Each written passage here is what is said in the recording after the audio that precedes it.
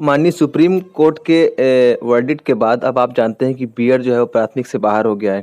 तो ऐसे में आप जानते हैं कि सीटेट में जो पेपर वन होता था वो होता था प्राइमरी में टीचर बनने के लिए।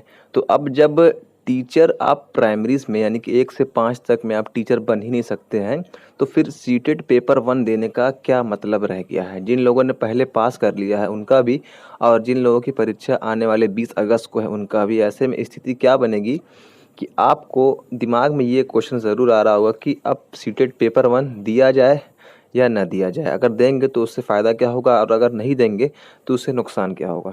देखिए, मैं आपसे ये बोलूँगा कि जब आपने 1200 रुपये लगा करके फॉर्म को भर दिया है तो आपको पेपर देने में कोई हर्ज होना नहीं चाहिए, क्योंकि सीडीपी आप सेकंड पेपर आप देंगे ही। क्योंकि अगर आपने बीएड किया हुआ है तो सेकंड पेपर आपको देना मस्ट है और उसमें पास होना भी मस्ट है, क्योंकि जितनी भी टीजीटी की वैकेंसी आएगी उसमें अगर आप सीटेट में सेकंड पेपर क्वालिफाई नहीं किए हुए हैं बीएड करने के बाद तो आपका वहाँ से ही पत्ता साफ हो जाएगा। तो इसलिए आपको जी तोड़ मेहनत करके पेपर टू को जो है वो किसी न किसी तरीके से निकालना है।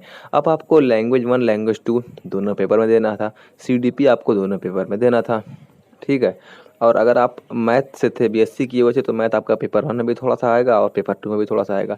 तो बहुत सारी चीज़ें जो है कॉमन है। बच रहा है ईवीएस, तो ईवीएस आपने अब तक पढ़ ही लिया होगा। तो मेरे हिसाब से आपको पेपर जो है वो दे देना चाहिए। उसका नतीजा कुछ निकले या ना निकले, आने वाले समय में हो सकता है कभी कुछ ऐसी कहानी बन जाए जिससे कि आपका जो है वो सीटेट ले लिया जाए कहीं ना कहीं। अगर वो मान लिया जाएगा, मान लीजिए, या मान लीजिए कि राज्य सरकार ने भी कह दिया कि ठीक है हमारे राज्य में जो है वो आप मान है भर सकते हैं, तो इस स्थिति में आपका हो सकता है कभी ना कभी फ़ायदा हो जाए। क्योंकि सीटेट जो है होता है वो लाइफ टाइम के लिए सर्टिफिकेट है, मान्य है। वो आप पेपर जो है वो पेपर वन जो है वो छोड़िएगा मत, इस उम्मीद में आकर कि इसको देने से कोई फ़ायदा नहीं है।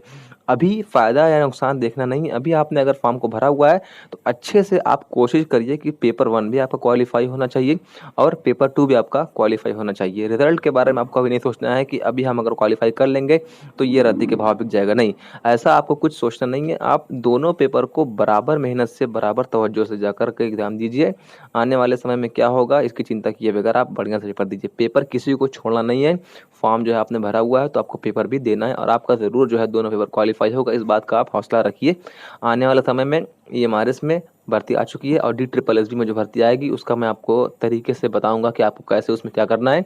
जो कुछ टाइम बचा हुआ है 10 दिन, 8 दिन, 7 दिन, एक हफ्ता सीटेट में, उसका भी मैं आपको जल्दी एक वीडियो के माध्यम से बताऊंगा कि आपको जो है अपना रैप अप कैसे करना है लास्ट के दिनों में, किस तरीके से आपको अपनी पढ़ाई जो है कंप्लीट करना है, ताकि आपका जो है वो इस तरीके से पेपर हो कि आपका पेपर वन और पेपर टू दोनों निकल जाए। हालांकि अगर पेपर वन में आपको लग रहा है कोई मतलब नहीं है, लेकिन फिर भी आप पेपर वन को पेपर टू का मॉक टेस्ट समझ के दे लीजिएगा, क्योंकि पेपर टू में भी आपका सीडीपी आएगा, पेपर टू में भी लैंग्वेज वन आएगा, लैंग्वेज टू आएगा। इस तरीके से आपको पेपर छोड़ना नहीं है, छोड़ना नहीं है भाई।